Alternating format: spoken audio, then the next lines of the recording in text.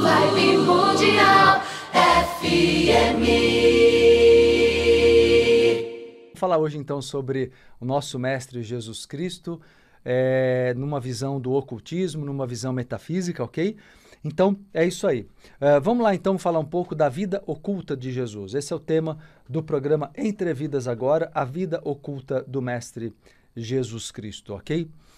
Você sabe que houve uma construção, eu preciso explicar, para poder falar um pouco da vida oculta de Jesus, eu preciso explicar para vocês o porquê que a imagem que temos de Jesus não corresponde à verdade, não corresponde à realidade na sua grande maioria. Porque a vida de Jesus Cristo, ela é muito libertadora, né? A vida e o propósito e a filosofia de Jesus Cristo, ela é altamente libertadora. E a libertação não é a intenção das religiões. As religiões, elas dizem que propõem uma libertação de alma, mas elas acabam aprisionando as pessoas numa série de regras, de uma doutrina própria, que é uma doutrina, cada uma com a sua religião, viu? Não estou falando especificamente de uma ou outra, não. Todas elas foram feitas para que o ser humano tivesse uma conduta moral adequada. A religião surgiu para isso. A religião surgiu para que o ser humano obedecesse regras, obedecesse leis. Sempre foi assim e assim continua sendo. Então, na verdade, a religião, ela não tem uma palavra que nós aqui usamos todos os dias, não é?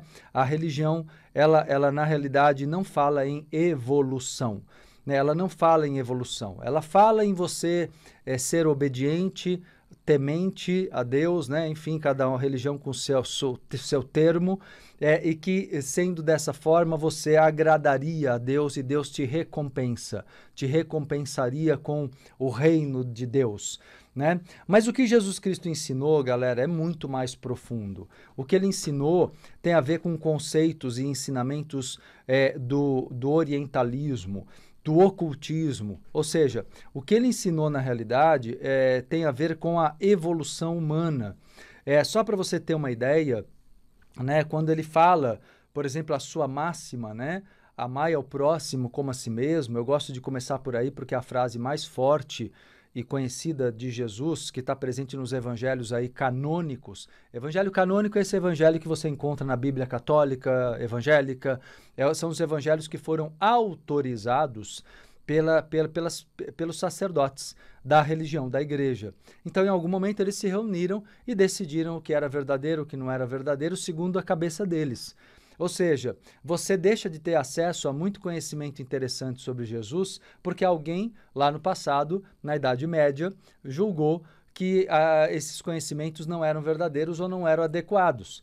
Então, a ter acesso ao conhecimento dos evangelhos chamados de apócrifos, que são os evangelhos que não foram autorizados, foram censurados, mas trazem grande parte da verdade sobre a filosofia dos essênios, do Mestre Jesus Cristo e dos seus ensinamentos, ajuda a construir quem realmente Jesus foi, como avatar, como Messias, como, né, um grande enviado do astral superior para alavancar a evolução humana, não é?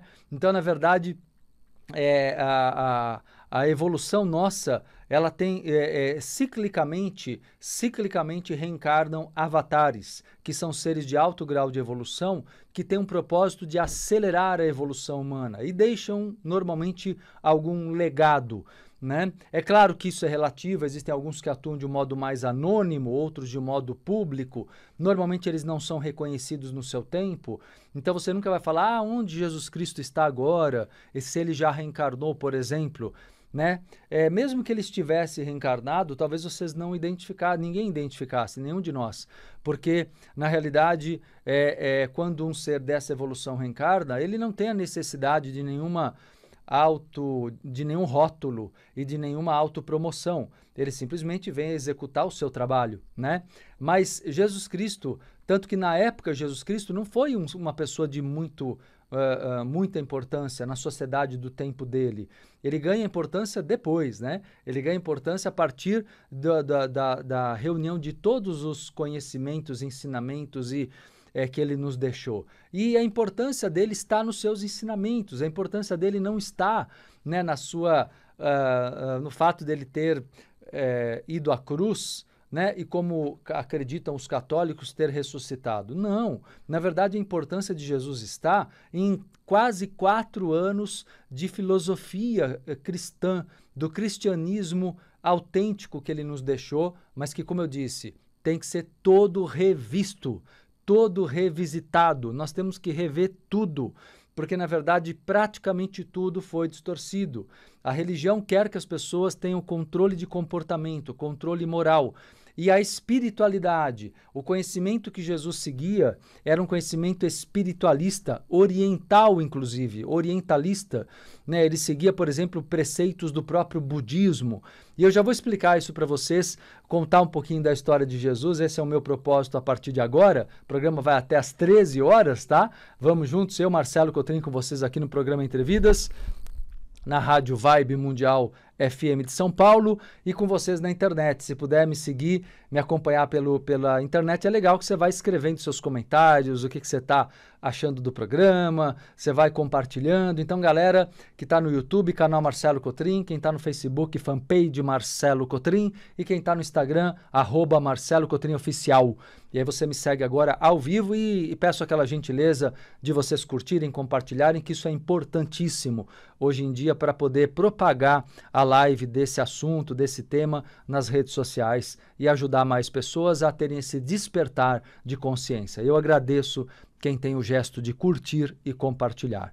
Galera, olha só, vamos lá então falar da história de Jesus. Para começar, Jesus não era pobre, né? A ideia de construir uma imagem de pobreza sobre Jesus é uma ideia que foi interessante para a religião, o catolicismo especialmente, que demonizou o dinheiro. Demonizou, tornou o dinheiro demoníaco, né? Na verdade, essa visão, Jesus Cristo nunca falou contra a prosperidade financeira. Gente, vamos lembrar que Jesus Cristo era judeu. Os judeus sabem ganhar dinheiro, valorizam o dinheiro, tem no dinheiro uma bênção. Como que Jesus, com a base judaica dele, iria bater de frente? Ele batia de frente com a corrupção, isso sim. Ele batia de frente com os acumuladores, isso sim.